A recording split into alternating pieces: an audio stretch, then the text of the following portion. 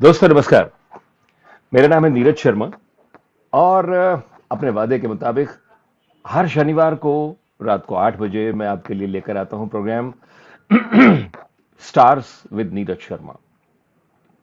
जैसा कि प्रोग्राम से जाहिर है कि इसमें स्टार्स होते हैं और वो स्टार्स होते हैं जिनको आप देखते हैं, सुनते हैं, आपने उनके बारे में जाना भी है, लेकिन उनके बारे में और गहराई से जानने के लिए इस कार्यक्रम में वो आते हैं और वो बताते हैं अपने बारे में, उनके किए कामों के बारे में।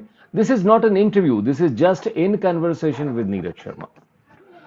दोस्तों बहुत पहले जब मैं छोटा था, स्कूल में पढ़ता था, तो एक फिल्म आई थी और उस फिल्म का नाम था तलाश। ऐड आता था, ओ पी ररहन की करोड़ रुपए की फिल्म तलाश। और जो जगत सिनेमा दिल्ली में था, उसमें वो फिल्म लगी थी। सविता शर्मा नागर, नमस्कार नीरज जी। नमस्कार सविता, आपका स्वागत है प्रोग्राम में। वो फिल्म लगी थी और बड़े बड़े शब्दों में बाहर लिखा हुआ था वर्ड्स के अंदर, तलाश। वो तलाश मैं स्कूल से भागकर देखने के लिए गया था और जब मैंने उस तलाश फिल्म को देखा तो उसमें एक बहुत ही खूबसूरत गाना था। उस गाने से, मैं सिंगर तो नहीं हूं लेकिन गुनगुना तो सकता हूं। उसमें गाना था, पलकों के पीछे से क्या तुमने कह डाला, फिर से तो फरमाना। तो आज की जो हमारी गेस्ट हैं, ये जुल्फों के पीछे से बोलती हैं। तो मैं इनसे पूछूंगा, जुल्फों के पीछे से क्या तुमने कह डाला, फिर से तो फरमाना। आपने जो इवेंट बनाया है उसके अंदर फोटो भी इनकी देखी होगी। और सरला मेहता जुड़ गई हैं। नमस्कार सरला जी, नमस्कार, आपका बहुत बहुत स्वागत है। ये हैं नन अदर देन काजल सूरी। बहुत शुक्रिया, इतना खूबसूरत, वल्लाह क्या बात, क्या बात, क्या बात। बहुत शुक्रिया, बहुत शुक्रिया, इतने खूबसूरत आगाज का बहुत बहुत शुक्रिया। आपको काजल जी मालूम नहीं है कि जिस दिन से ये मेरे दिमाग में आया था कि आप इस प्रोग्राम में आएंगी, उसी दिन से मैंने सोच लिया था कि मैं बोलूंगा क्या। और बहुत खूबसूरत बोले हैं आप वो, थैंक यू वेरी बहुत मच। खूबसूरत। थैंक यू अशोक भौमिक जी, नमस्कार नीरज जी। नमस्कार अशोक जी। और हमारे साथ संदीप धमीजा जी जुड़ चुके हैं। नीरज जी नमस्कार, आपको भी बहुत बहुत नमस्कार। और नमस्कार काजल जी, अशोक जी कह रहे नमस्कार, हैं नमस्कार, नमस्कार। निशा निशांत। ये अर्चना प्रभाकर और आदरणीय श्रद्धेय विष्णु प्रभाकर जी के परिवार से हैं। आपका निशा जी, आपका बहुत बहुत स्वागत है। आप आई निशा निशांत जी। दोस्तों मैं आपको बताना चाहता हूं कि मैं काजल जी को जब टेलीफोन करता हूं तो उसके दो कारण होते हैं। बात तो करनी होती है।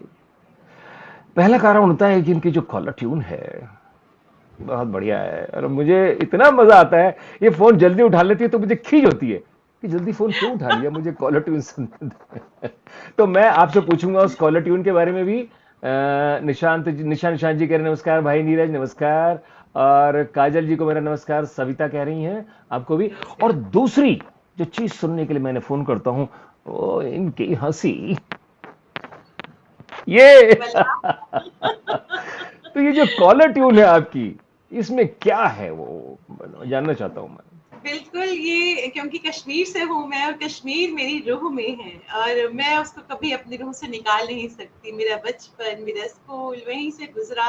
वहाँ बहुत कुछ किया। पापा मम्मी कश्मीर से हैं, पापा कश्मीर में थे, दूरदर्शन में थे। तो जब मैं यहाँ आई दिल्ली में, तो मैं आपको पहले थोड़ा बता दूं कि मैं दिल्ली में हम्म। ना ढूंढती थी डल लेक, क्योंकि मैं पहली बार दिल्ली आई थी जम्मू कश्मीर से। मैं ये चिनार ढूंढती थी, शालीमार गार्डन है एक जगह है, तो मुझे लगता था ये कश्मीर वाला शालीमार गार्डन है यहाँ पे। भाई देव मैं बता दूं, मैं शालीमार बाग में रहता हूं। हाँ, तो मैं समझती थी शालीमार गार्डन वो वाला है, शालीमार वाला। तो हाँ। फिर जब ये इसका कॉलर ट्यून का ये मकसद था कि ये जो फिल्म है यहाँ, गुलजार साहब ने ये सॉन्ग लिखा, वो कश्मीर का बैकड्रॉप है, इसको पूरी मूवी अच्छा। में कश्मीर है। तो इसमें जी। बातें भी कश्मीर की है, पूछे जो कोई मेरी कहानी रंग हिना लिखना, आओ ना जहलम में बह जाने दो, वादी के मौसम किसी दिन तो बदलेंगे, कभी कभी आसपास चांद रहता है, कभी कभी आसपास शाम रहती है। बहुत ही खूबसूरत है। तो जब ये पता नहीं कितने सालों से मेरी कॉलर ट्यून है, और ये जब भी बजता है तो मुझे हर बार लगता है कि मैं कश्मीर से मेरा और जुड़ाव है, इसके जरिए और गहरा होता जा रहा है और मैं वहां पहुंच जाती हूँ। अभी हमारे अशोक भौमिक लिख रहे हैं कि कहते हैं कि बिल्कुल सही कहा, इनकी हंसी तो कॉल खत्म होने के बाद भी गूंजती रहती है। चलिए, सो मेरी ऊपर स्वीट। वाले से दुआ है कि ये हंसी, ये मुस्कुराहट आपके चेहरे पे हमेशा बनी रहे, बहुत शुक्रिया। और और आप हमेशा पलकों के पीछे से बोलती रहे, नहीं पलकों के पीछे से नहीं, ये जुल्फों के पीछे से बोलती रहे वल्लाह आप। क्या बात, बहुत शुक्रिया। Kajal, good to see you on the other side, Suchitra ji लिख रही हैं। बहुत शुक्रिया और सुचित्रा जी, बहुत शुक्रिया। अभी इनकी दो कृतियां आई हैं, बधाइयां, निशा निशान जी लिख रही हैं, बहुत देखिए। शुक्रिया, बहुत शुक्रिया, बहुत सबको शुक्रिया। पता है, सबको पता है। Good evening everyone. ये अंजू रखता है, ये दरियागंज में हमारे जैन स्कूलों के प्रिंसिपल हैं। और आपका बहुत बहुत, आप सभी का बहुत बहुत स्वागत है। दोस्तों, काजल जी के साथ मैंने भी बहुत काम किया है। और काजल जी, कुछ लोग होते हैं जो अपने माता पिता, अपनी परिवार की लेगेसी को घसीटते रहते हैं, उसी के आधार पे चलते रहते हैं, उन्हीं के नाम पे पलते रहते हैं। लेकिन काजल जी ऐसे नहीं। इनके माता पिता ने, खासतौर पर इनके पिताजी ने जो एक लेगेसी क्रिएट की जम्मू एंड कश्मीर में, क्या पूरे भारत के अंदर, अपने अपने अपने काम से, अपने थिएटर से, अपनी एक्टिंग से, अपनी डायरेक्शन से, अपने लेखन से, उस लेगेसी को बहुत ही खूबसूरती के साथ काजल सूरी आगे ले जा रही हैं। उसका बड़ा सुंदर एग्जांपल देता हूं मैं। बात लंबी है लेकिन मैं बता दूं आपको। मैंने काजल जी के प्लेस के बारे में, काजल जी आप सुनिए, आपके प्लेस की मैंने फोटोग्राफ देखी, पढ़ा, लेकिन मैंने प्ले नहीं देखा आपका कोई भी। लेकिन जिस दिन मैं इत्तेफाक से वो प्ले देखने के लिए पहुंच गया, जिसका नाम था हब्बा खातून। हब्बा हब्बा खातून, वो प्ले जब मैंने देखा तो उस प्ले को देखकर मुझे लगा, उसके कॉस्ट्यूम, उसका मेकअप, उसका गेटअप, उसकी लाइटिंग, उसकी साउंड, उसके डांसेस, उसके गाने, उसका उसका फ्रेमिंग, मुझे ऐसा लगा जैसे मैंने कश्मीर का नजारा इन्होंने स्टेज पे संजू दिया है और मैं देख रहा हूं। इतना बढ़िया लगा मुझे। मैंने हमारे जो मित्र हैं अजीत गुप्ता हमारे, उनसे मैंने इस बात को शेयर किया। तो काजल जी, ये आपने जो किया, ये अपने आप में बहुत बड़ी चीज है। और मैं इससे पहले कि मैं शुरुआत में पहुंच जाऊं, जयेश नरोत्तमो, नमस्कार नीरज जी, काजल जी ये लंदन से हैं। और मंजुला सिंह निर्भय दिल्ली से। नीरज सर, आपको सभी मित्रों को सादर प्रणाम, स्वागत है आपका, नमन। और अशोक भौमिक जी लिख रहे हैं, बहुत दिनों से ख्वाहिश थी कि इनके बारे में सब जाने, इनके वजूद की, इनकी पहचान क्या है, दुआ मांगता रहता हूं इनके लिए, ये सब लिखा है। नोरेन शर्मा जुड़ गई हैं, वाह, नमस्कार नीरज जी एंड काजल जी, क्या बात है।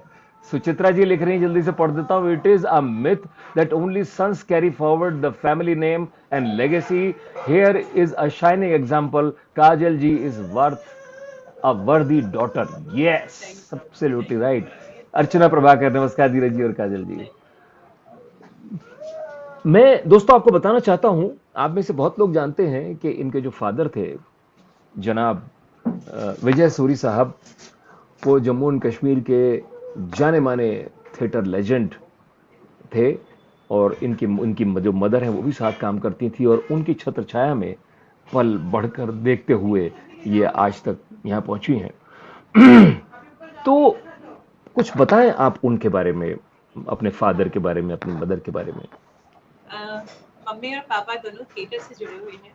बहुत काम किया उन लोगों ने, बहुत काम किया। और बचपन मेरा यही गुजरा कि जब आंख खुली तो मैंने यही देखा कि हमारे घर में रिहर्सल्स हुआ करती थी, चाहे दूरदर्शन की हो, सीरियल्स का हो, टेलीफिल्म का रिहर्सल हो, थिएटर की रिहर्सल्स हो, साहित्यकार आया करते थे, डिस्कशन हुआ करते थे, क्योंकि पापा राइटर भी हैं। जम्मू की जो लेजेंडरी, जो इंडिया पाकिस्तान में जिनका नाम है, उर्दू की जो लेजेंडरी राइटर रही हैं, पुष्कर नातिक को, अर्श सहबाई, ये दत्त भारती, ये लोग एक बहुत बड़ा नाम है लेखन के क्षेत्र में, ये हमारे घर आया करते थे, साहित्यिक चर्चा हुआ करती थी। मैं बहुत छोटी थी तो उस चर्चा का बहुत असर पड़ा मुझ पे। और मुझे याद है कि जब मैं 3 साल की होंगी, कश्मीर में थे तब हम लोग, तो पापा एक पंजाब डोगरी टेलीफिल्म कर रहे थे, तो उसमें उनको एक बच्चे की जरूरत थी।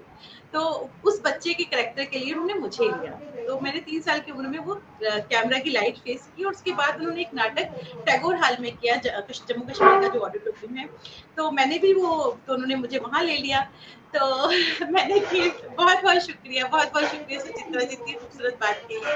बाकी उनकी उनकी जो आवाज़ थी, उनको कहा जाता था कि पापा की जो आवाज़ है वो पृथ्वीराज कपूर से मिलती है। हम्म। और उनका जो मैं क्या कहूँ उनके बारे में, उनको जम्मू कश्मीर में विश्व पितामह कहा जाता है थिएटर का। और मम्मी जो थी, मम्मी बचपन से, अभी मैंने जब हब्बा खातून ये जो नाटक लिखा, तब मेरी माँ हम्म। ने मुझे बताया कि जब वो स्कूल में थी, स्कूल में जब थी, तो उन्होंने ये नाटक, हब्बा खातून नाटक उन्होंने खेला था।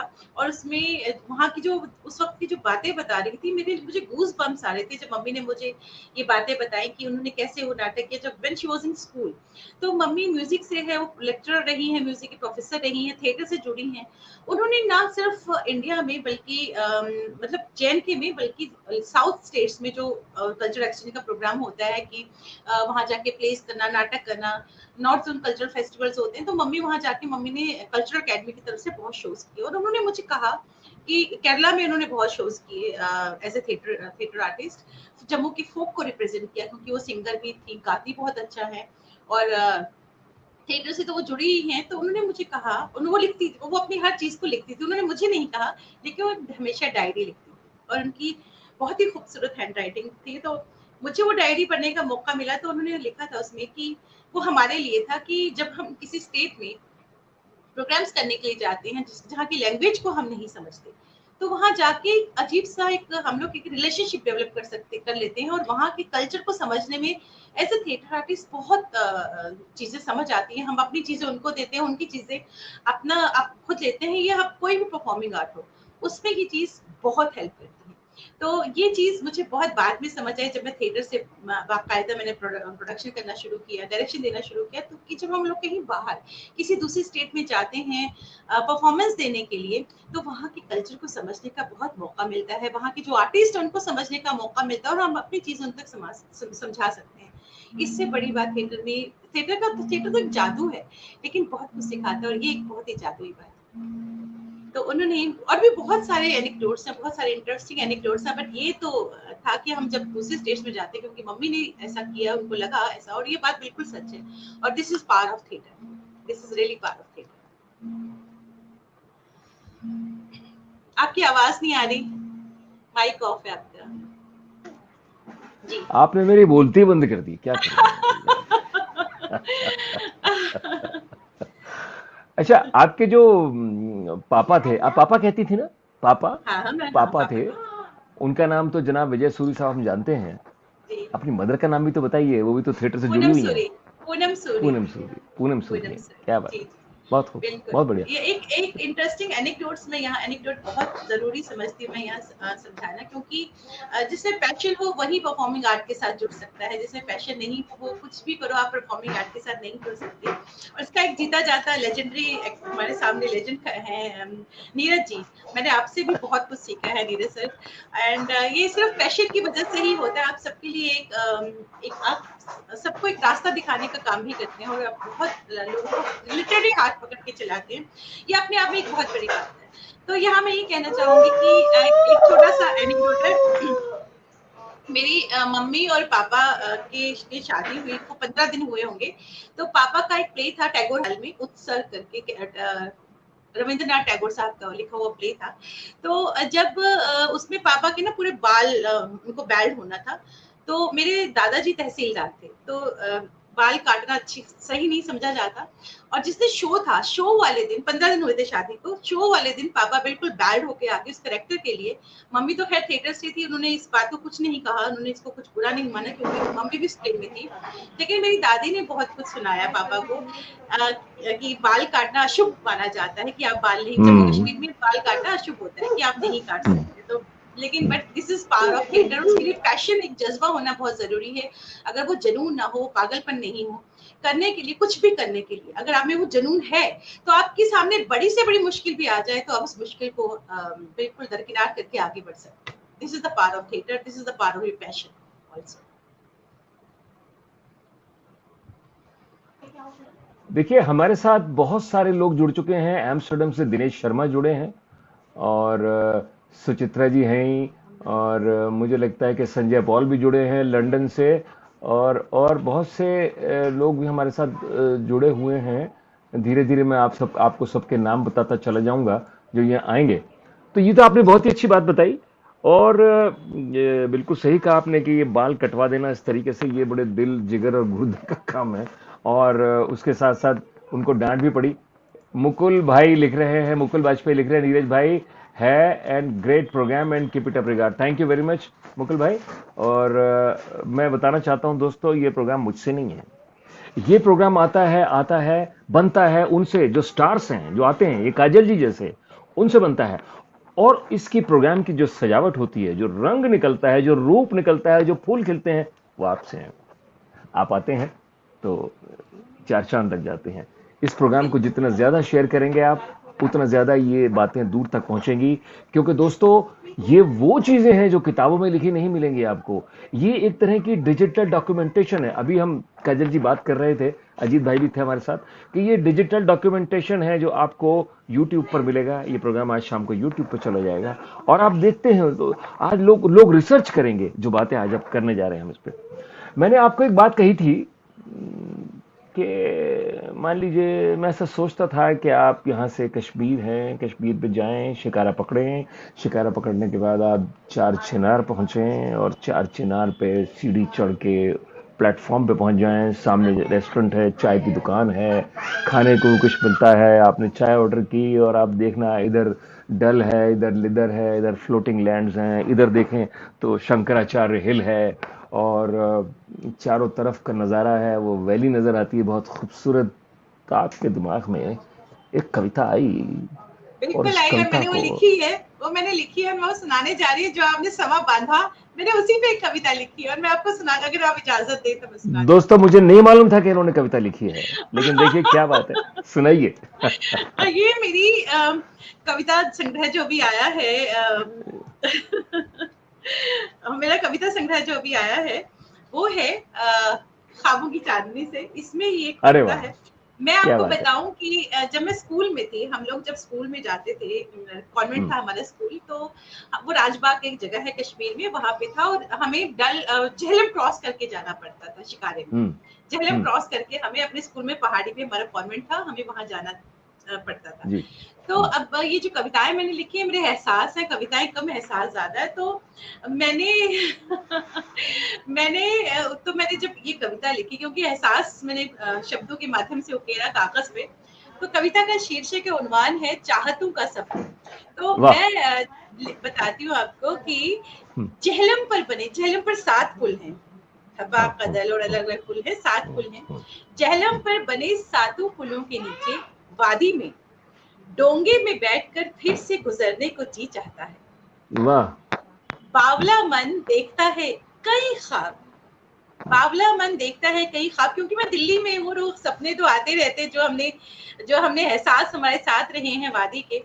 कभी चाहता है चार चिनार की छांव तले बैठना, क्या बात कभी चाहता है चार चिनार की छांव तले बैठना, और बदकिस्मती से अब वहां सिर्फ 3 चिनार है, 4 चिनार नहीं रहे, 3 चिनार रहे हैं।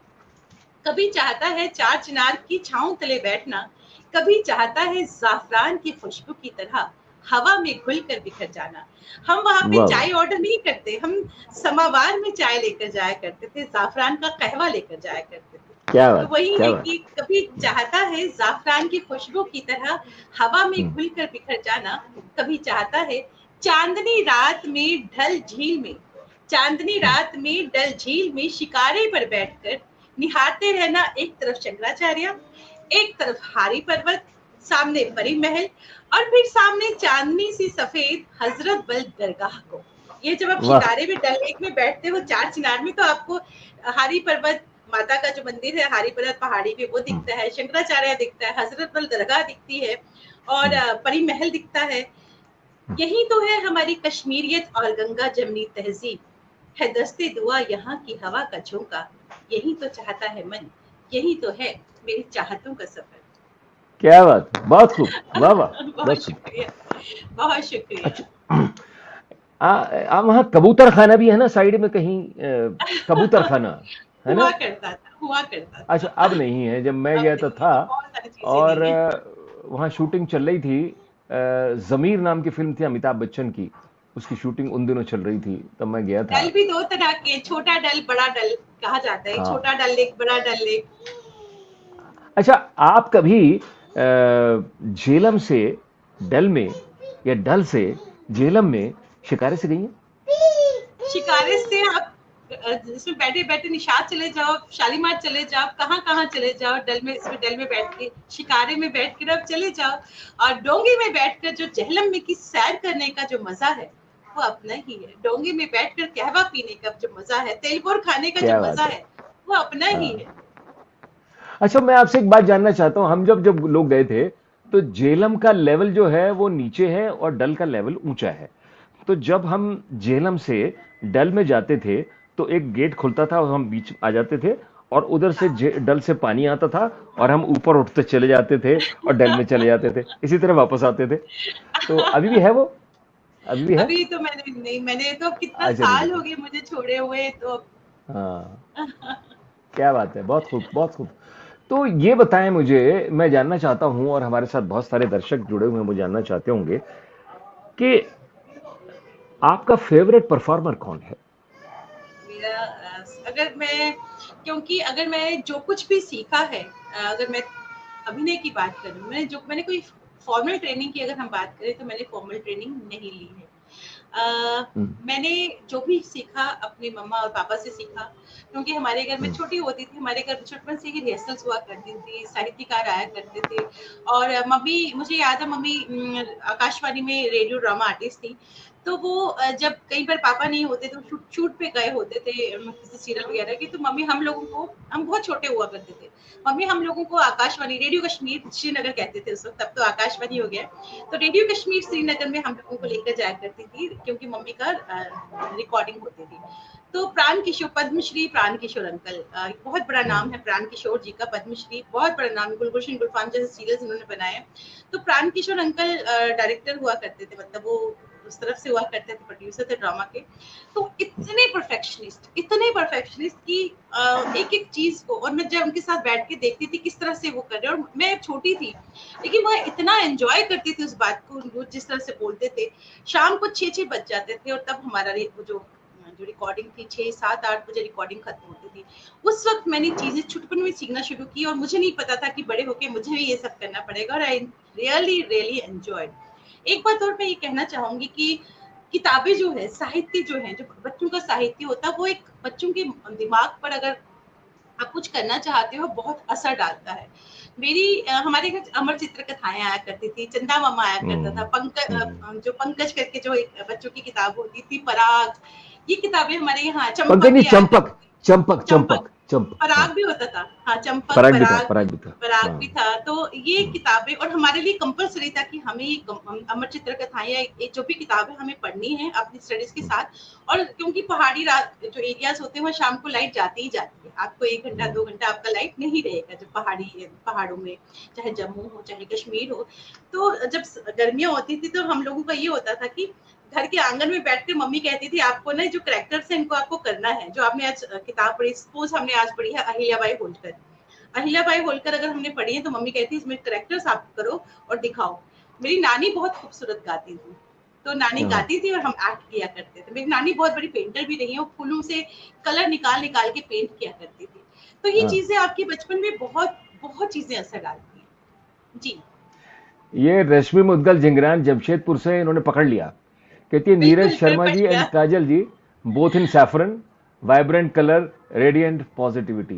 देखिए, हमने ये बहुत तय नहीं किया शुक्रिया। था। ये हो गया। लेकिन अपने आप ही हुआ ये ऐसा। हो गया। It's it's beautiful. अच्छा, उसके बाद आप जब दिल्ली आ गई, तो दिल्ली आने के बाद, दिल्ली आने की बात तो मैं आपसे करूंगा आपसे, लेकिन उसके बाद जब कभी आप कश्मीर जाती हैं, मैंने आपके बहुत से फोटोग्राफ्स देखे हैं अभी फेसबुक पर भी और वैसे भी, जो कश्मीर में आप गई हैं, आप खड़ी हुई हैं, और उन फोटोग्राफ्स को देख के लगता है आप बहुत खुश हैं, बट लॉस्ट समवेयर। मैं हमेशा से कश्मीर में आपको बता रही हूँ कि जब मैं दिल्ली आई, दिल्ली आने से पहले मैं थिएटर तो मेरा ऑक्सीजन है, बहुत काम किया मैंने। दूरदर्शन के लिए भी, इसके लिए भी। इससे पहले एक चीज़ और मैं बताना चाहूँगी, जम्मू में बहुत ठंड होती है। जब हम जम्मू आए तो जम्मू में बहुत ठंड हुआ, मैं यूनिवर्सिटी में थी उस वक़्त, बहुत ठंड हम्म। होती है। तो हम लोग सुबह, क्योंकि हमारा 9 बजे यूनिवर्सिटी जाना होता था, तो एक छोटा-सा मंदिर है रेडियो कश्मीर जम्मू के पास, तो हम हमारा पूरा टीम सुबह 5 बजे उस मंदिर में पहुँच जाते थे। इसका मतलब हमें घर से 4:30 निकलना होता था, हम पहुँच जाते थे, हम नाटकों की रिहर्सल किया करते थे वहाँ, झाड़ू लगा के, पोछे लगा के ठंड में। हम फिर वहाँ पे रिहर्सल करने के बाद हम लोग ऑफिस, जो हमारा यूनिवर्सिटी है वहाँ जाया करते थे। तो ये मैं इसलिए बोल रही हूँ कि वो थिएटर आपको बहुत कुछ सिखा देता है अगर आपके अंदर पैशन होता है। तो जब मैं दिल्ली आई, बिल्कुल जब मुझे बिल्कुल नहीं पता था, जब मैं पहली बार दिल्ली आई तो मुझे लगा कि बहुत कुछ मुझसे पीछे छूट गया है। मैं चिनार नहीं देख पाऊंगी कभी, मैं पाइन ट्रीज जो कश्मीर के होते हैं उनको नहीं देख पाऊंगी, डल लेक मुझसे छूट गया, मेरा जो घर था जवाहर नगर में वो मुझसे छूट गया, मेरा जो मैं इन चीजों को बयान नहीं कर सकती, I can't give them words. तो मैं यहाँ ढूंढती थी कि ये चीजें शायद यहाँ मिलेंगी, यहाँ झरने नहीं है, यहाँ पाइन ट्रीज नहीं है, यहाँ चिनार नहीं है। तो मुझे एक बड़ा अजीब सा हो गया कि मैं कहीं लॉस्ट हो गई, मैं बड़ी रूटलेस लाइफ मुझे लगने लगा था कि मेरी लाइफ बड़ी रूटलेस हो गई है। तो मैंने एकदम यहाँ से वापस जाने की कोशिश भी की, लेकिन फिर कहते हैं ना थिंग्स आर ऑल डेस्टाइन्ड, तो मुझे यहाँ रहना था, तो मुझे यहाँ रहना पड़ा। तो आप जब कभी जाती हैं तो आपको वो जो चीजें हैं वो उनको वो खोजती निकल हैं कि नहीं दिल्ली में सकती। नहीं है और वहां है। बताया तो मैंने शालीमार गार्डन की, और शालीमार शायद वही वाला गार्डन होगा जिसको मैं ढूंढती हूँ। पत्थरों का शहर है ये तो। अच्छा, उसके बाद थिएटर की बात करेंगे। अभी आपसे मैं करूंगा थिएटर की बात। दोस्तों, हाँ, ये काजल जी न केवल एक बहुत ही नफीस डायरेक्टर हैं, बहुत डिटेल में काम करने वाली हैं, लेकिन ये टीचर भी बहुत अच्छी हैं।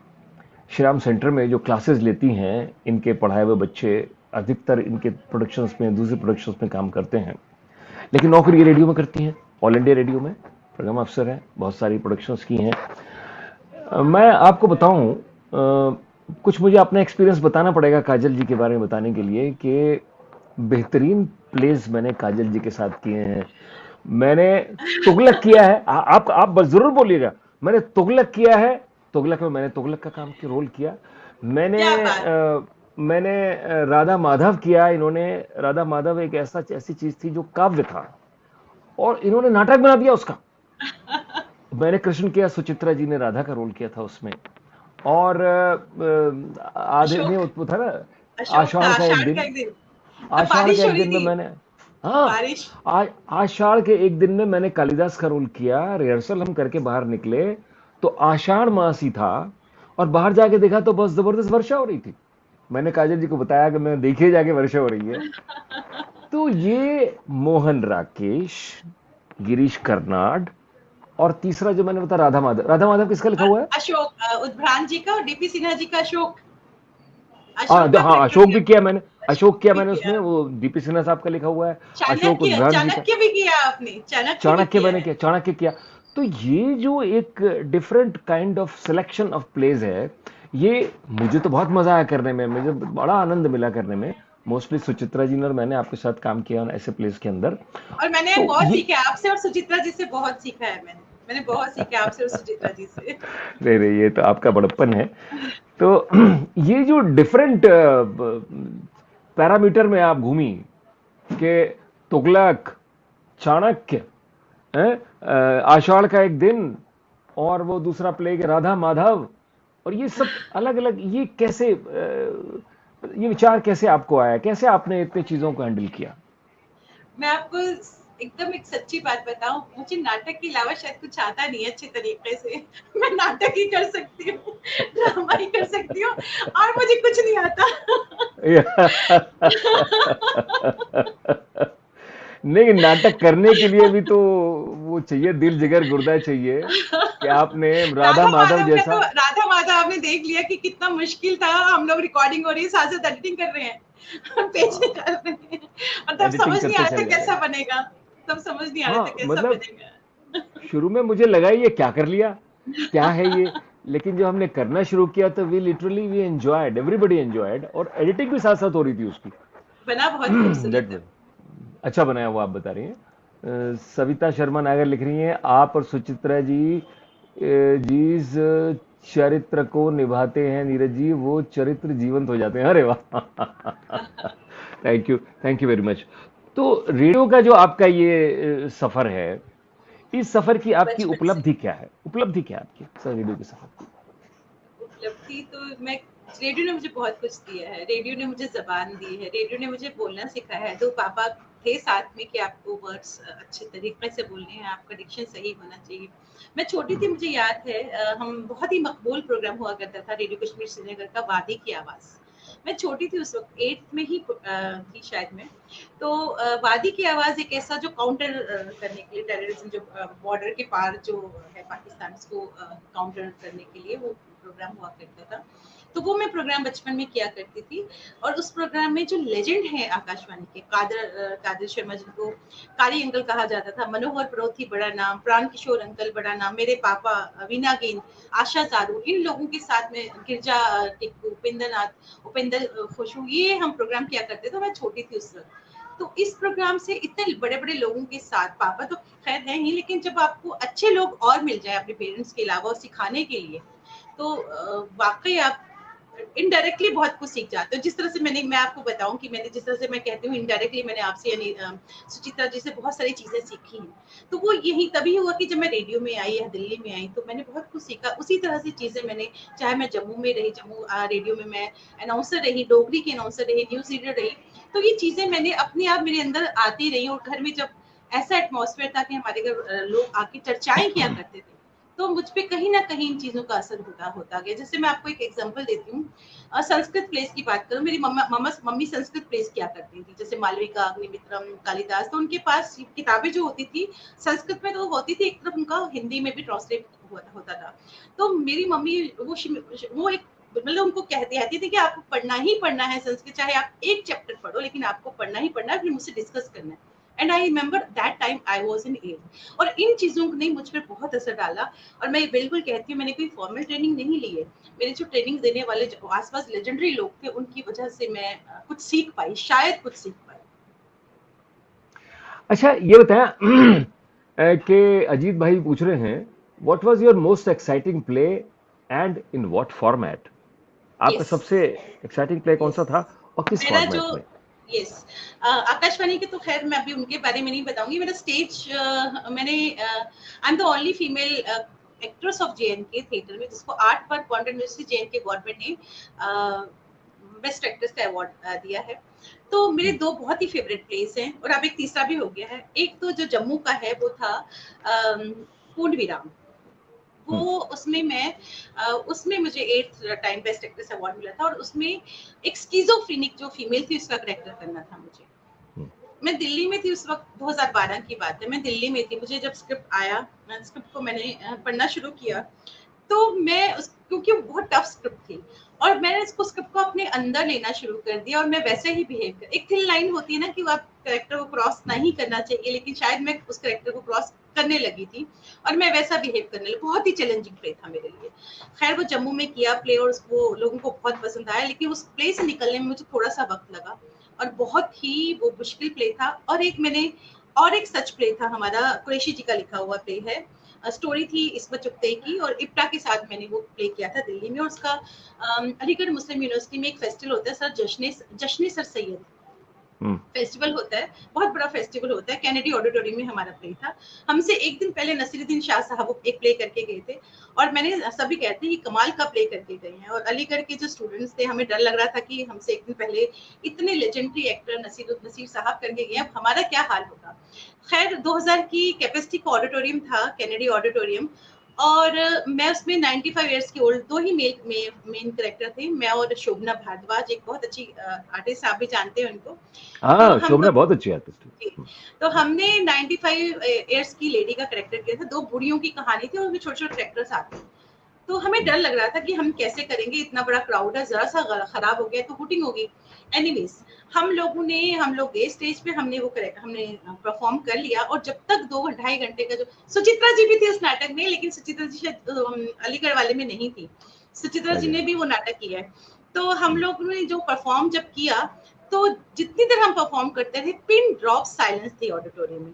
और वाह। जब नाटक खत्म हुआ तो हमारा सारा पेंटअप निकल गया। मैंने और शोभना ने एक दूसरे को हक किया एंड वी स्टार्टेड क्राइंग। वो शायद खुशी के आंसू थे कि जिस जो डर था वो निकल गया और हमने परफॉर्म कर लिया। दैट वाज एक ऐसी मोमेंट थी जिसको शायद मैं शब्दों में बयान नहीं कर, ऐसी मोमेंट को आई आप कैन वर्ड्स में अंडरस्टैंड। बयान नहीं कर सकते। और एक आई और कैन मैं अंडरस्टैंड। एग्जांपल जरूर देना चाहूंगी। गालिब कर रहे थे हम लोग कमानी ऑडिटोरियम में, और उसमें था कि वो जो गालिब की प्रेमिका होती हैं उनकी डेथ हो जाती है, तो मैं उनकी मदर का करेक्टर किया था, तो मैं रोती हूँ। और वो मैं रोते रोते लाइट बंद हो गई और आई वॉज क्राइंग, मैं चली गई एंड मैं इतनी फूट फूट के रो रही थी कि लिटरली मेरे को एक्टर ने मेरे मुंह पे थप्पड़ मारे ताकि मैं वापस आ जाऊं। तो वो मैं जैसे मैं कहती एक थिन लाइन होती है, उसको क्रॉस नहीं करना चाहिए, लेकिन कई बार वो लाइन हमसे क्रॉस हो जाती है। हो जाती है कई बार, बिल्कुल सही कह रही हैं आप, सही कह रही हैं आप। मैंने आपके फोटोग्राफ तो इस वक्त देखता ही हूँ मैं फेसबुक पे। मैंने आपके बहुत फोटोग्राफ देखे हैं और उन फोटोग्राफ्स में एक दो जो आर्टिस्ट हैं वो फोटोग्राफ देख के लग जाता है कि how close you are with them. Shobhana Bhardwaj is one of them, soulmate, है ना? Soulmate, she is my soulmate, yes. Soulmate, soulmate, yes she is yes, my soulmate, yes. She is a very fine actress. Yes, no और doubt she Shobhana, is. IPTA Shobhana के is my बारे में मैं family, IPTA is my family. मैं अभी भी कहती हूँ दिल्ली में जो मैं आई, मेरी जो पहली फैमिली बनी थिएटर की, वो IPTA Qureshi sir, Aziz Qureshi sir is like a father to me and Shobhana is my soul. Aziz भाई भी आ रहे हैं इसमें, प्रोग्राम में आएंगे। अरे वाह, बहुत ही एक बेहतरीन इंसान, बेहतरीन इंसान, बेहतरीन हम्म, इंसान। क्या बात है, क्या बात है, बहुत खूबसूरत।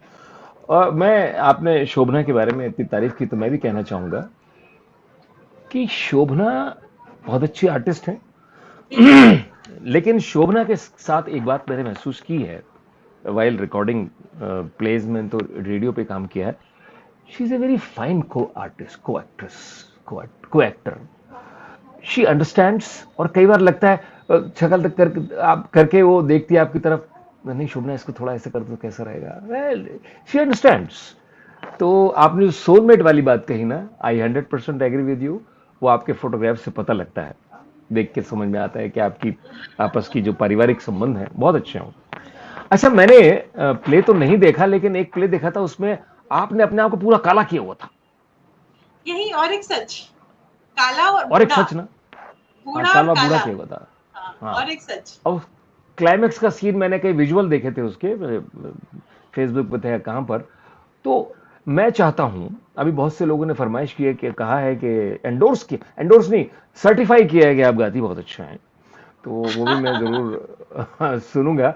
नूरीन शर्मा लिख रही हैं, नूरीन शर्मा तो बहुत अच्छी कवित्री हैं, लेकिन ये जी राधा बिल्कुल। माधव में सभी दिग्गजों के साथ काम करने का अवसर मिला, उस समय बहुत कुछ सीखने का मौका मिला। वाह वाह वाह, क्या बात है, क्या बहुत बात सुंदर। है। और अशोक भौमिक साहब लिख रहे हैं, Kajal ji also know by the sense of her clothing beautifully dressed, खुद भी करती हैं और उनको उनके किरदारों को भी कराती हैं। अरे भाई साहब, बहुत आपने शुक्रिया। वो आपने वो फोटो देखा है जो मैंने इवेंट में लगाया था, हैं? तो वही मैंने कहा, वो जो कई बार फोटोग्राफ्स आते हैं तो मैं सोचता हूँ कौन सा लगाऊं, तो मैंने वही चुना कि जो बालों के पीछे से क्या तुमने कह डाला, फिर से तो फरमाना। क्या बात, बहुत क्या बढ़िया, मे गॉड बात। Bless you Kajal ji, may God bless thank you. You, thank you, thank where you. Can be find Kashmiri plays in Hindi? Ajit भाई पूछ रहे हैं। कश्मीरी हिंदी में प्लेस कश्मीरी इन प्लेज कहाँ हिंदी, मिलेंगे? तो हिंदी में नहीं, मैं ही कश्मीरी प्लेस को हिंदी में कर रही हूँ। अभी मैंने हब्बा खातून किया था, उससे पहले अब ललित भी मैं करूंगी, और भी जो प्लेस हैं उनको हम करते रहेंगे। कश्मीरी प्लेस को हिंदी में वो आगे आगे चलता रहेगा सफर। रूप भवानी कश्मीर के एक बड़े पोइटस थी, अरनीवाल कश्मीर की थी, उनको हम करेंगे। तो हिंदी में तो हम यही प्लेस करेंगे। कश्मीर को लेकर तो मैं चलूंगी क्योंकि कश्मीर मेरी रूह में है। इवन मेरा जो ख्वाबों की चांदी मेरा कविता संग्रह है, उसमें भी कश्मीर है। आपकी जो किताब अभी रिलीज हुई है, वो अ, हब्बा खातून, जी। उस पर एक मैंने, आपने कुछ लिखा था और मुझे बहुत अच्छा लगा और मैंने उसे नोट कर लिया। और मैं चाहता हूँ, बहुत लोगों ने देखा होगा लेकिन मैं चाहता हूँ उसे पढ़ के सुनाऊं मैं सबके लिए, जी बिल्कुल, और फिर उस बहुत पर शुक्रिया। आपका रिएक्शन। जी। भारत जी। भूषण शर्मा जुड़े हैं, ये मेरठ से हैं, वरिष्ठ रंगकर्मी जी हैं। बिल्कुल, नमस्कार। नमस्कार, उपका नमस्कार। थिएटर ग्रुप है इनका। नीरज बिल्कुल। जी, काजल जी को प्रणाम। बिल्कुल, और बहुत अशोक जी नमस्कार। लिख रहे हैं, बिल्कुल सही कही नीरज जी, मान गई है बिल्कुल। अच्छा, ये आज जो लिखा दोस्तों मैं चाहता हूं आपके साथ शेयर करूं, जिन्होंने नहीं, ये दिनेश शर्मा, ये मेरे छोटे भाई है एम्स्टर्डम से, ये आपको नमस्कार कर रहे नमस्कार, नमस्कार। हैं। हाँ। अच्छा, हब्बा हब्बा हब्बा खातून के माध्यम से मैंने कश्मीर की आकर्षक और खूबसूरत वादियों से पाठकों और दर्शकों के समक्ष प्रेम का पैगाम पेश करने की कोशिश की। हब्बा खातून कश्मीरी भाषा की शायरा थीं। उनके गीत आज भी कश्मीर में लोकप्रिय हैं। उनकी खूबसूरती के कारण उन्हें जून यानी चंद्रमा के नाम से जाना जाता था। ये कहानी जून की और कश्मीर के आखिरी बादशाह यूसुफ शाह चक की मोहब्बत की है। ये पुस्तक सीधे पाठकों के दिल में उतरने का मादा रखती है। संजना बुक्स द्वारा प्रकाशित ये पुस्तक अमेजॉन पर उपलब्ध है। आपके लिए लिंक दिया जा रहा है। ये मैंने पढ़ा तो पढ़ के मैंने इसको सेव कर लिया। क्या बात, क्या बात। मैं यहाँ ये जरूर कहना चाहूंगी कि आपने जब ये नाटक देखा, आपने एक कहते ना कि अगर कोई लेजेंडरी एक्टर और कोई बहुत बड़ा एक्टर आपकी किसी काम की तारीफ करता है तो एक हौसला अफजाई होती है। हम्म, और जब पहला नाटक हो तो आपको ये नहीं पता होता कि दर्शकों की प्रतिक्रिया क्या होगी, और वो भी नाटक जो अछूता नाटक है, कभी हुआ नहीं है। तो जब मैंने हम्म, हब्बा खातून किया तो मुझे नहीं पता था लोग इसको कैसे लेंगे, लोगों को ये भी नहीं पता था कि हब्बा खातून कोई थी। लेकिन जब आपने इसके बारे में लिखा मेरे जो फेसबुक पे, तो मैंने इस किताब में, अपनी किताब में जो आपकी प्रतिक्रिया है, एक डॉक्टर सरला मेहता, हम लोग हम्म, सभी उनको जानते हैं, बहुत ही प्यारे शख्स है, डॉक्टर हैं और हमारे बहुत आकाशवाणी बहुत परिवार का हिस्सा है। आपका मैं पढ़ती हूँ, डॉक्टर सरला मेहता जी ने भी लिखा था, और आपने ही लिखा था, हब्बा खातून काजल सूरी द्वारा लिखा और निर्देशित बहुत खूबसूरत नाटक देखने को मिला श्री राम सेंटर प्रेक्षागृह में। इस नाटक के जरिए हमें कश्मीर की संस्कृति की झलक देखने को मिली और हम कश्मीर पहुंच गए। ये जो वाह। आपने लिखा था, ये आपने लिखा है, और मैं आई फील सो, मतलब एक सपोर्ट जो कहते हैं ना, मॉरल सपोर्ट मिली, ये मेरे लिए बहुत बड़ी बात है, मेरा सबसे बड़ा पुरस्कार था। मैंने वो प्ले देखने के बाद अपने आप को कोसा कि मैं आपके और प्ले देखने के लिए क्यों नहीं गया। आपको मालूम है कि मैं जब वो प्ले देखने के लिए गया तो मैंने टिकट खरीदा, और टिकट खरीद के अंदर वाह। देखने, सुनिए सुनिए सुनिए, उसके बाद वो रोहित जो है अपना और वो सब हाँ, लोग हाँ। आए, सर आप यहां नहीं, आप यहां बैठिए, आपने टिकट क्यों लिया। मैंने कहा नहीं, वो मेरी अपनी इच्छा है, मैंने टिकट लिया है। बट उन्होंने मुझे पूरा सम्मान दिया कि नहीं आप यहां बैठिए। मैं सबसे आगे की लाइन में बैठा, प्ले देखा मैंने। तो it's an honour to you and to the play. तो वो प्ले देखने के बाद मुझे लगा कि मैंने आपके दूसरे प्लेस क्यों नहीं मिले। आपने रोमियो जूलियट की बात की थी कि वो होगा, आप जरूर देखिएगा। अभिज्ञान शकुंतलम किया था, लेकिन यहाँ एक प्ले का नाम मैं जरूर लेना चाहूंगी। एक प्ले था जानवर, और उस प्ले को जम्मू कश्मीर में साहित्य अकादमी अवार्डी हैं प्रोफेसर मदन मोहन शर्मा, उन्होंने इसको डोगरी में लिखा था जनूर करके, और उसको फिर हिंदी में हम्म, ट्रांसलेट किया था, और मेरे पापा ने ऑल ओवर इंडिया में इसके 200 एपिसोड्स किए थे। हम्म, ये नाटक जब हुआ था, मैं 9th में ही थी शायद, तो जब मैं वो नाटक देखने गई तो मुझे वो नाटक देखकर बुखार चढ़ गया, क्योंकि बहुत ही क्रूड करेक्टर था पापा का। और उन्होंने, खैर वो तो लग ही रहा था, क्योंकि पापा तो खैर अपने आप में एक लेजेंड रहे हैं। तो मुझे जब बुखार चढ़ गया, तो बाद में बहुत दिनों के बाद जब मैं ठीक हुई तो पापा ने भी मुझे समझाया, वो बहुत बहुत ही मतलब वो था। तो उसकी जो स्क्रिप्ट भी है वो बड़ी अनयूजुअल सी स्क्रिप्ट है। तो मैंने वो अभी 2019 में वो नाटक दोबारा यहाँ दिल्ली में किया। पापा ने 200 शोज किए, मैंने वो दिल्ली में दोबारा किया as a tribute to my father. उस नाटक को हम्म, किया, और उस नाटक में मेरे पापा का जो, उसमें जो पापा ने जो कप्तान कृष्ण देव का जो करेक्टर किया था, वो यहाँ एक बहुत अच्छे आर्टिस्ट है ब्रिज मोहन यादव, उन्होंने हम्म, किया। और जब मैंने उनको हम्म, उस किरदार में देखा, उन्होंने इस किरदार को जीने की इतनी वो किया कि मुझे सच में लगने लगा कि ये ब्रिजमोहन नहीं है, ये कप्तान कृष्ण देव राय हैं, और मेरे पापा इसको निभा रहे हैं। और जब क्या नाटक बात खत्म हुआ, मेरे आंसू बह रहे थे। तो इसके है, लिए वाह, तो मैं, उन्होंने वाकई इस किरदार को जिया, इस करेक्टर को क्या जिया। बात है। ये मंजुला सिंह निर्भय हैं, ये प्रोग्राम में हमेशा आती हैं। कॉन्ग्रेचुलेशंस काजल जी, हब्बा खातून के लिए। बहुत और शुक्रिया, बहुत शुक्रिया। ये क्या कश्मीरी में कुछ लिखा हुआ है, मेरी समझ में नहीं आ रहा। पढ़ते उर्दू देखिएगा में आप है, ये। उर्दू में है, उर्दू में पढ़ नहीं पाऊंगी, उर्दू उर्दू लिखी में भी मुझे नहीं पढ़ पढ़नी सकता। नहीं आती, उर्दू बहरहाल लिखी नहीं आती। आपने जो भी जनाब आपने लिखा है, आपका शुक्रिया प्रोग्राम से जुड़ने के लिए। अब ये मैं भी उर्दू नहीं पढ़ना जानता तो नहीं मैं भी नहीं पढ़ पढ़ पाएंगे हम सकती, लोग। हाँ, ये भी और नहीं पढ़ सकती। काकोली काकोली दास गुप्ता, कंग्रेचुलेशन काजल जी लिख रही हैं। और ये बराबर अशोक जी लिख रहे हैं। और बहुत बढ़िया ये हुआ। अच्छा, तो हब्बा खातून आप एक बात मैं जानना चाहता हूँ, बड़े मेरे दिमाग में थी बड़ी, कि आपके जो कास्ट है, फॉर एग्जाम्पल हब्बा खातून की, वो सारे कश्मीरी है? नहीं, बिल्कुल नहीं, नहीं, यही तो बिल्कुल बात नहीं, जानना चाहता हूं मैं। बिल्कुल नहीं। और आपको हाँ। बताऊं, मैं इससे पहले बताऊं, मैं एक डोगरी प्ले करने जा रही हूँ जिसमें एक भी पर्सन जम्मू का नहीं है। यहाँ के जो आर्टिस्ट है वो डोगरी को जम्मू वालों की तरह डोगरी को करेंगे इस प्ले को। तो आपने जो नॉन कश्मीरी लोग थे, उनसे उनको आपने कश्मीरी बना दिया। क्या जादू की छड़ी है आपके पास, बताइए ना मुझे। पापा का आशीर्वाद है और ऊपर वाले की दया है। और मेरे दोस्तों का प्यार है। रंगमंच के लिए काजल जी का समर्पण दिखाई देता है, बहुत सविता शर्मा लिख शुक्रिया, रही हैं। बहुत शुक्रिया।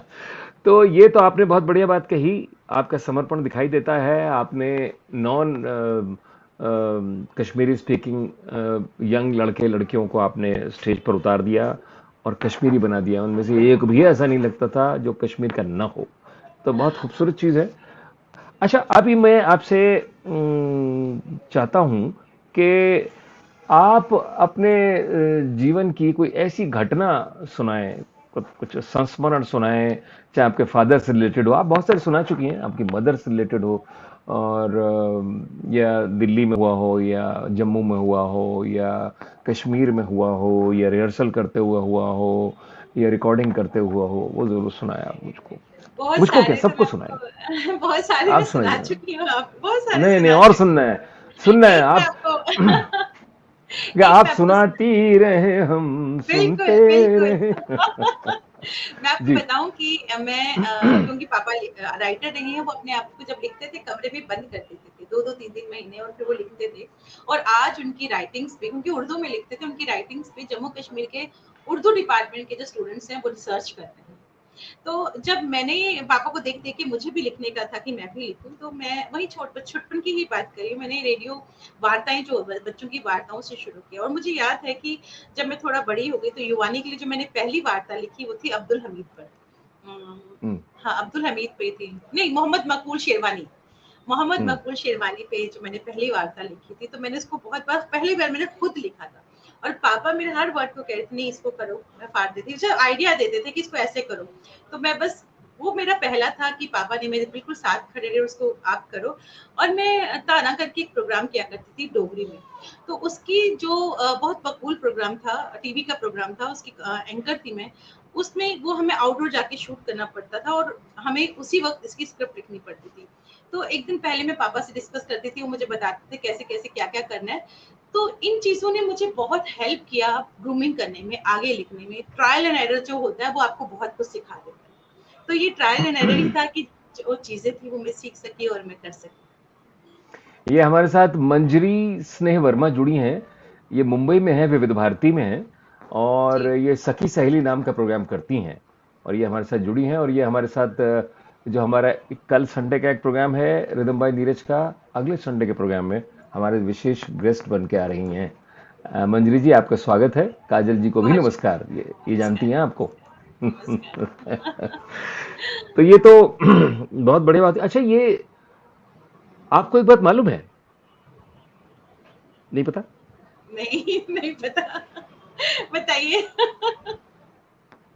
आपके पापा अभी भी आपके पास हैं, आपके साथ हैं, वो हमेशा है, हमेशा आपके है, पीछे खड़े हैं।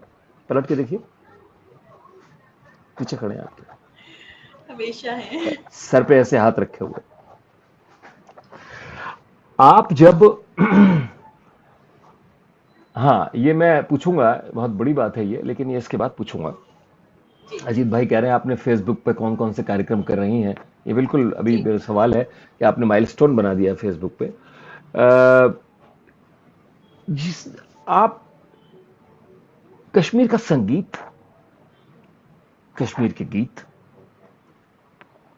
कश्मीर का पहनावा, कश्मीर का ओढ़ना, ये सब मूवमेंट्स वगैरह सब आपने देखे हैं। आप अपने जो आपके कलाकार हैं, आपके उसके कास्ट के मेंबर, उनको आप बताती हैं, कराती हैं। सब कुछ होता है, सब कुछ होता है।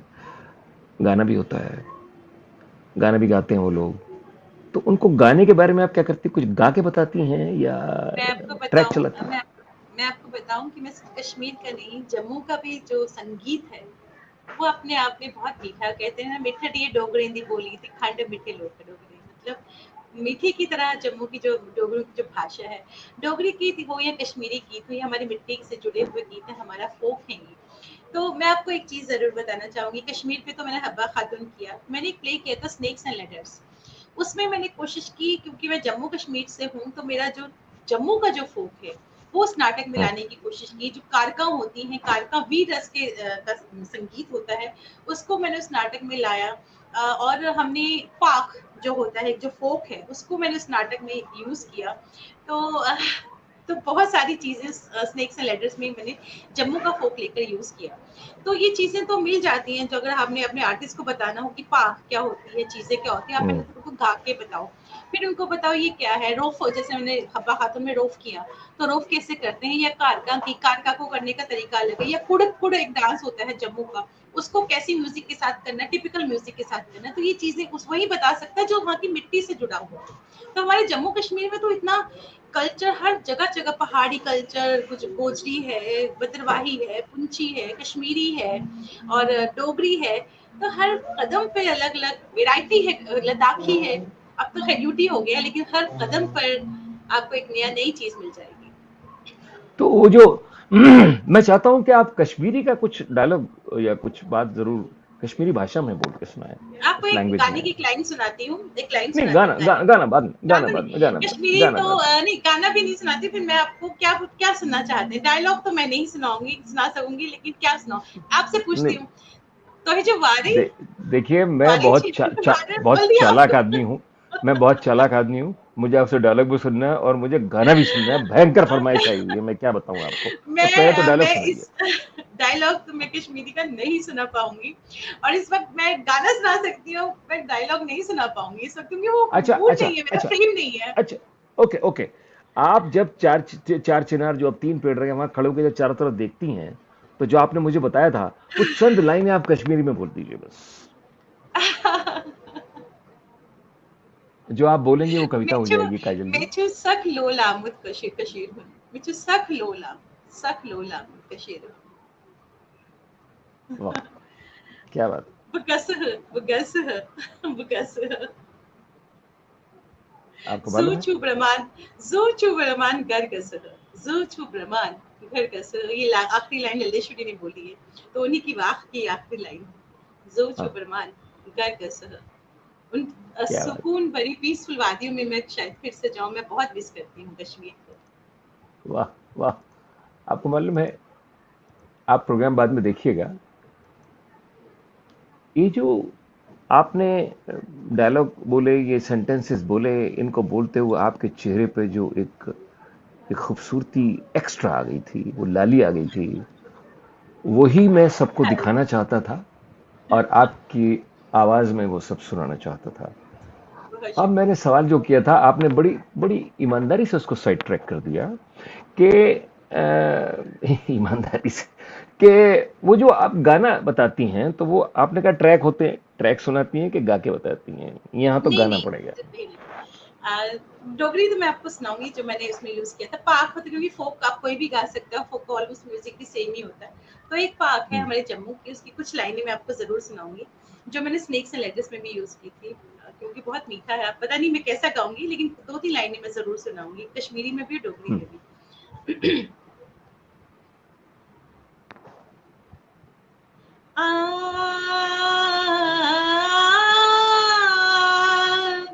आ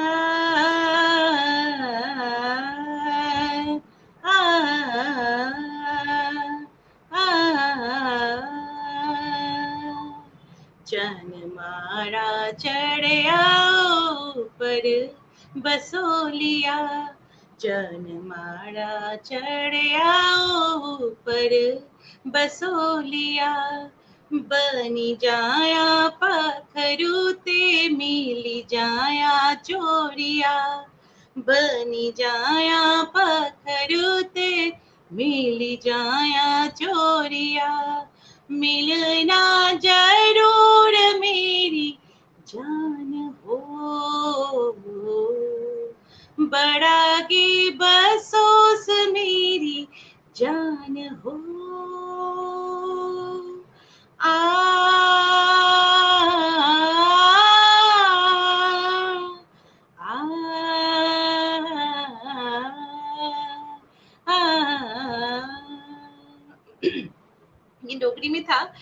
लाइन मैं कश्मीरी का सुनाती हूँ।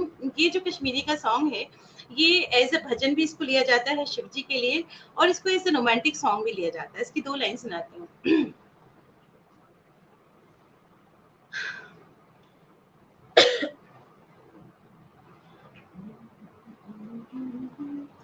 हर मुख बरतल प्रारे मदनो, ईदाप हमती लागयो। हर मुख बरतल प्रारे मदनो, ईदाप हमती लागयो। हर मुख बरतल। इतना ही काफी है अभी, नहीं तो बेसुरी हो जाऊंगी मैं। आपकी आवाज नहीं आ रही। आपके अब आई। सामने बंद हो जाती है, आपके सामने बंद हो जाती है आवाज। सुचित्रा जी कह रही हैं J&K में काजल ने टीवी सीरियल भी बहुत खूब किए हैं, जानता हूं मैं। बहुत किए हैं, 400 के करीब टीवी सीरियल्स किए हैं, प्रोड्यूस किए हैं, डायरेक्ट किए हैं, और पापा के साथ बहुत काम किया है, बहुत क्या सीखा बात है है, उनसे मैंने। क्या बात है। तो ये तो आपने गा के सुनाया, और जिस नोट पे मैंने प्रोग्राम शुरू किया था ना कि जुल्फों के पीछे से क्या तुमने कह डाला, या प्रोग्राम आप देखेंगी तो मैंने आपका बिग क्लोजअप दिया उस वक्त, आप वाह। देखिएगा, वो मैंने जानबूझ के दिया। बहुत सुंदर, बहुत सुंदर। बहुत आपकी ये शुक्रिया। भावना, आपकी ये हंसी, आपकी ये खुशियां जिंदगी में हमेशा बनी रहें, ऐसी मैं कामना करता बहुत हूँ, और सब दोस्त भी शुक्रिया। कामना करते बहुत होंगे। शुक्रिया। दोस्तों, बहुत मैं आपको शुक्रिया। बताऊं कि ये काजल सूरी जो है ना, ये बहुआयामी लेजेंड है, लेजेंड। इतना काम किया इन्होंने, और फेसबुक पर 250 प्रोग्राम शख्सियत के कर चुकी हैं ये, जिसमें जगह जगह से इन्होंने शख्सियत कोऑर्डिनेट की। मतलब उसका कोऑर्डिनेशन, उनसे बात करना, उनको लाना करना, ये खाला जी का घर नहीं है। इसी तरह म्यूजिक का प्रोग्राम करती हैं शनिवार को। आज का प्रोग्राम इन्होंने कल पे डाला है, या बाद में कर रही हैं, क्योंकि कल आज इनका करते प्रोग्राम था, और मैंने इनसे निवेदन, मतलब रिक्वेस्ट की थी कि उसको आप प्लीज आगे कर दीजिए। इन्होंने मेरी बात मान ली। तो ये आपने ये आपने कैसे किया, इतना जबरदस्त कोऑर्डिनेशन, 250 प्रोग्राम शख्सियत का, ये विचार कैसे आया आपको? ये विचार इसलिए आया कि लास्ट लॉकडाउन जब हुआ था, तो बहुत सारे, जब हम थिएटर करते हैं तो बहुत सारे जो यंग परफॉर्मर्स हैं बहुत मायूस हो गए थे, कि बहुत बड़ा मायूसी का आलम था, कहीं कुछ हो नहीं रहा।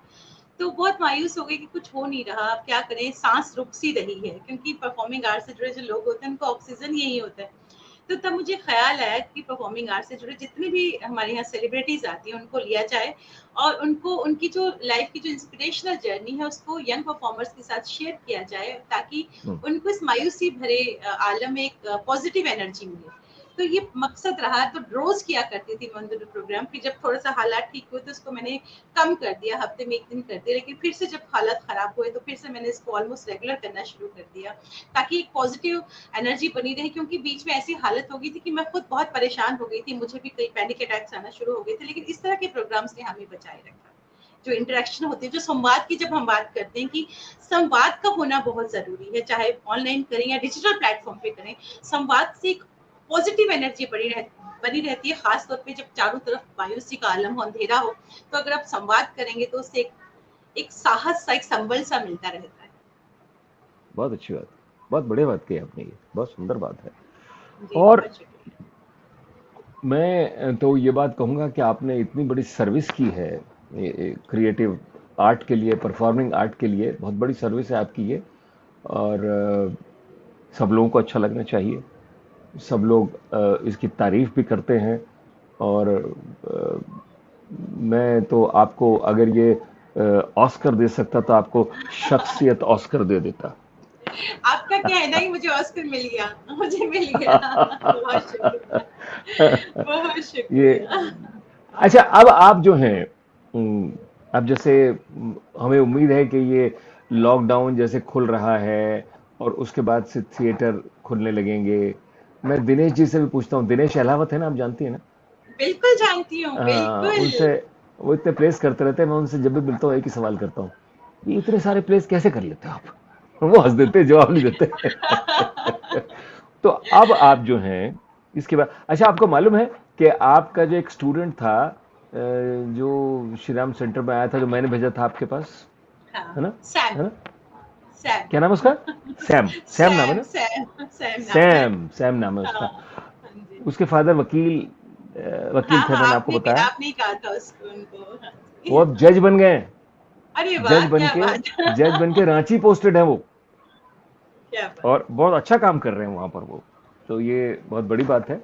और तो अब आप जो है कौन सा प्ले करने वाली हैं, क्या आपके मन में है? देखिए, जो क्रिएटिव आदमी होता है ना, वो खाली नहीं बैठ सकता। जैसे आपने 250 प्रोग्राम कर दिए शख्सियत के, तो आप क्या करने वाली हैं, आप बताइए। अभी तो जैसे अभी मेरा कविता संग्रह आया था, मैंने यूटिलाइज किया इस वक्त को। कविताएं जो मैं कितने सालों से अपने कॉलेज टाइम से लिखा करती थी, और मैंने कभी सोचा नहीं कि मैं इनको पब्लिश कराऊंगी या नाटक पब्लिश कराऊंगी, तो इसका सहरा मैं डॉक्टर प्रताप सहगल जी को देती हूँ।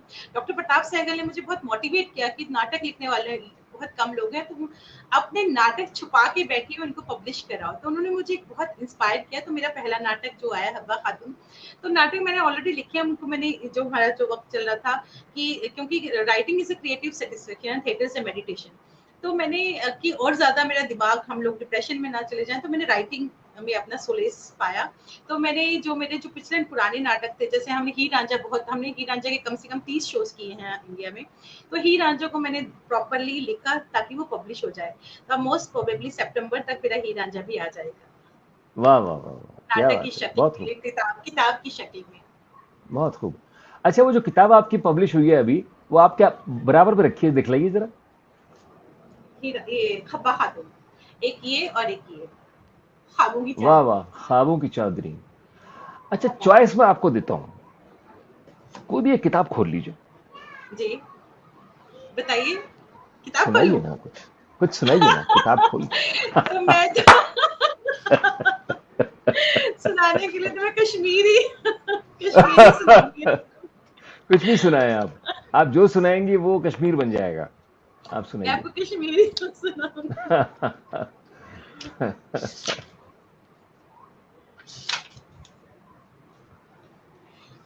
ये क्योंकि कश्मीर अभी मैं नहीं हूँ कश्मीर में, मैं कश्मीर से बाहर हूँ। तो क्योंकि और कश्मीर हर रंग में मेरे साथ रहता है। तो ये जो कविता का उन्वान है, ये है गुज़िश्ता मौसमों की दास्तान।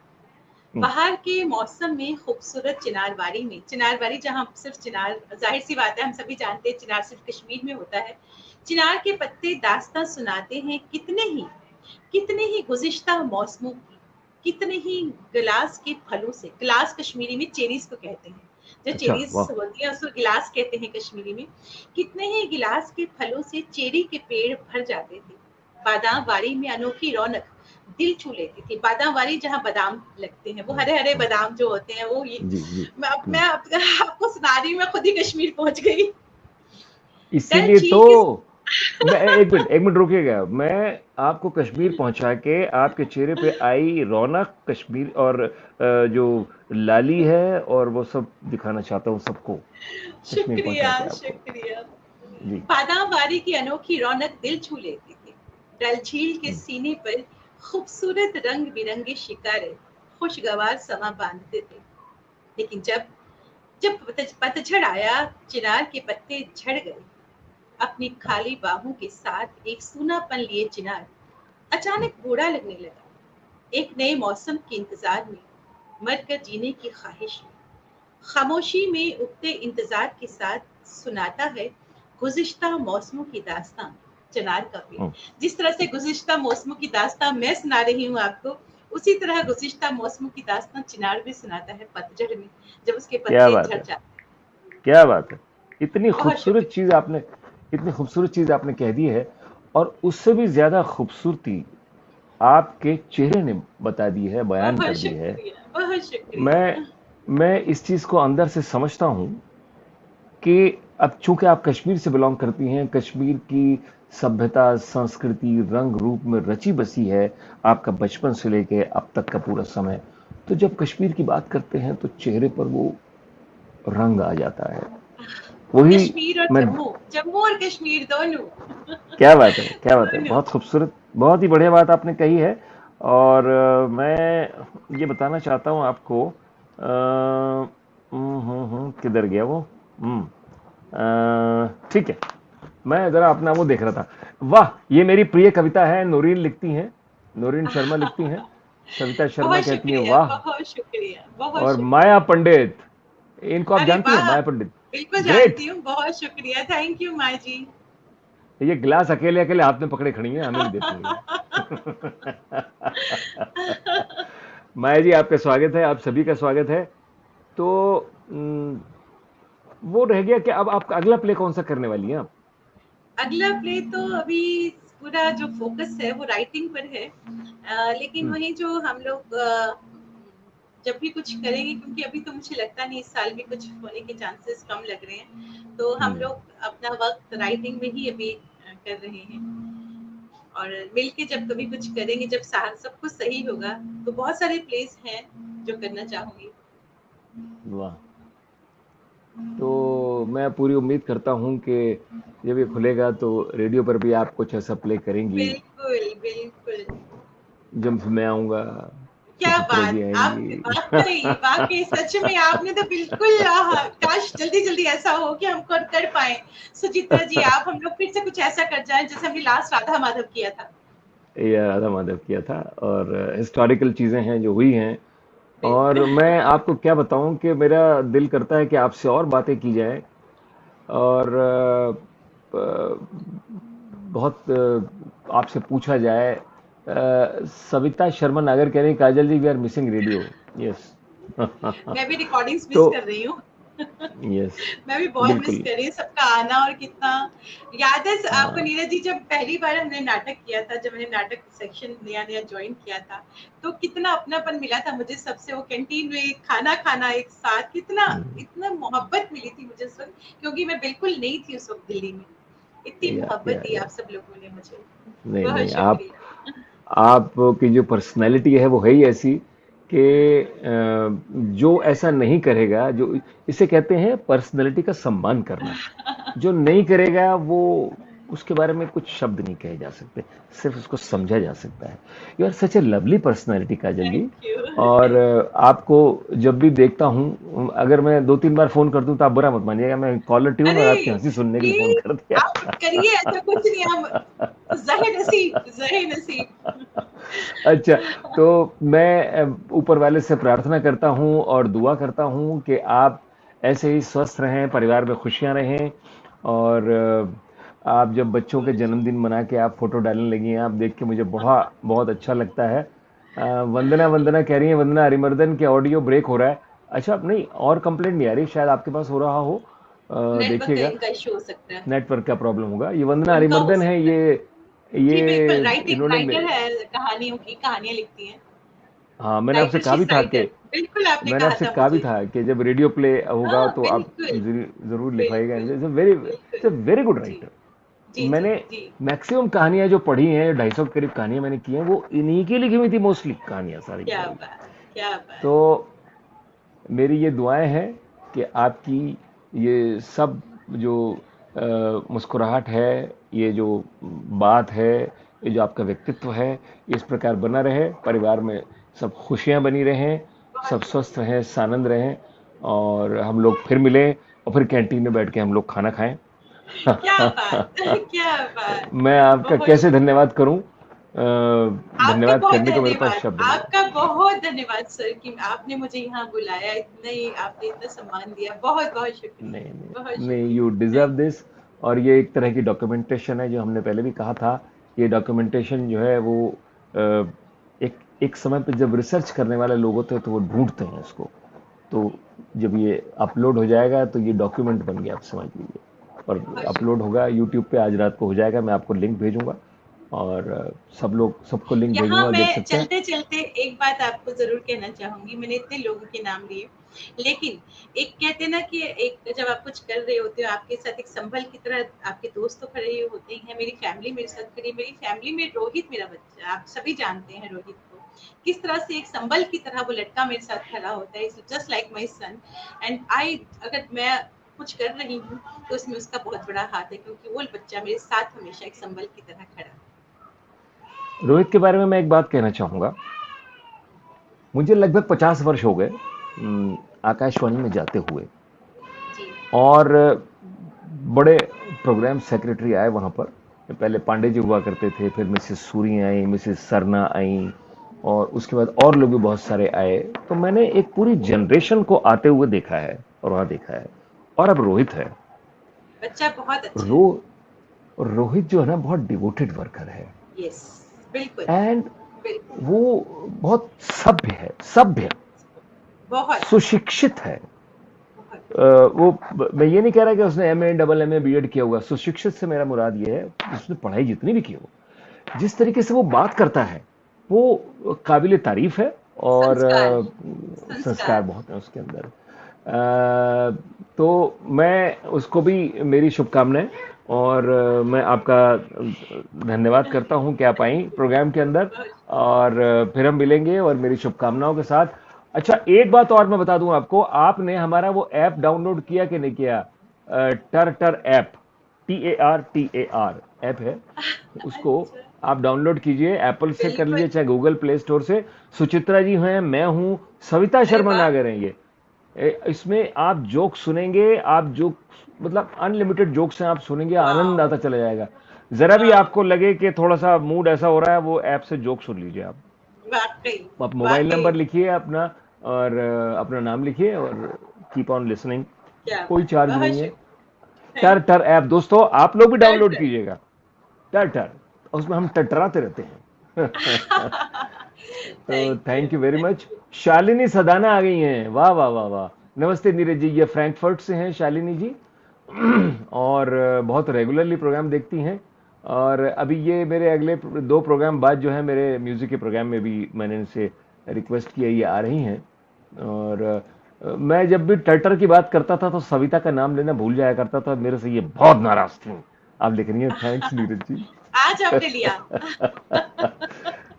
आज नहीं, मैं एक बार पहले भी ले चुका हूं, लेकिन मैंने नाम लिया ना, तो God bless you all, Maya Pandit कह रही बहुत हैं। शुक्रिया। तो thank you, thank you very thank much Kajal ji. और फिर हम लोग मिलेंगे, और फिर वो दिन आएंगे जिस तरह हम यू। कैंटीन में वाक़ई, बैठेंगे और फिर हम रिहर्सल करेंगे और वाक़ई, रिकॉर्डिंग करेंगे। Thank you very much. वाक़ई। थैंक यू बहुत वेरी मच फॉर शुक्रिया। ज्वाइनिंग। और हाँ, मैं अब प्रोग्राम की क्लोजिंग कर दूं, फिर मैं लौट के आता हूं। दोस्तों, तो ये तो आपने देखा है, ये थी काजल सूरी।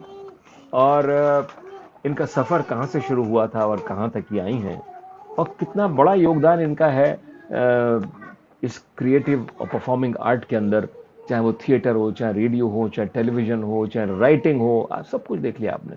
सारी विधाओं के अंदर ये पारंगत हैं और लिखती हैं, और प्लेस भी करती हैं। हर तरह से फिल्मों में काम किया, प्रोड्यूस की, डायरेक्ट की। So she is a very talented person and legend in her own way. और मैं इनका शुक्रिया अदा करता हूँ, और आप लोगों का शुक्रिया अदा करता हूँ कि आप लोग जुड़े प्रोग्राम देखने के लिए। आपके बिना तो कुछ नहीं है, आपसे रौनक है। दोस्तों, अगले संडे हमारे साथ आ रहे हैं चमन गुप्ता। चमन गुप्ता आएंगे। चमन जी जो हैं, वो इस वक्त डायरेक्टर प्रोड्यूसर हैं, बहुत काम कर रहे हैं। लेकिन चमन जी की विशेष पहचान जो है, पहले 80s के अंदर आप अगर न्यूज सुनते हो टेलीविजन के ऊपर, तो चमन गुप्ता हुआ करते थे, न्यूज रीडर और न्यूज पढ़ते थे। तो अगले शनिवार को रात को 8 बजे आएंगे चमन गुप्ता हमारे साथ। तब तक के लिए मैं आपसे विदा लेता हूं। अपना ध्यान करिए, रखिए, हंसते रहिए, मुस्कुराते रहिए, मास्क लगाइए, सैनिटाइजर का इस्तेमाल कीजिए। जैसा कि अंदेशा है कि थर्ड वेव आएगी, take care of yourself, take care of yourself. इसलिए अपना ध्यान रखें आप। तब तक के लिए नमस्कार, प्रणाम, शुभ रात्रि।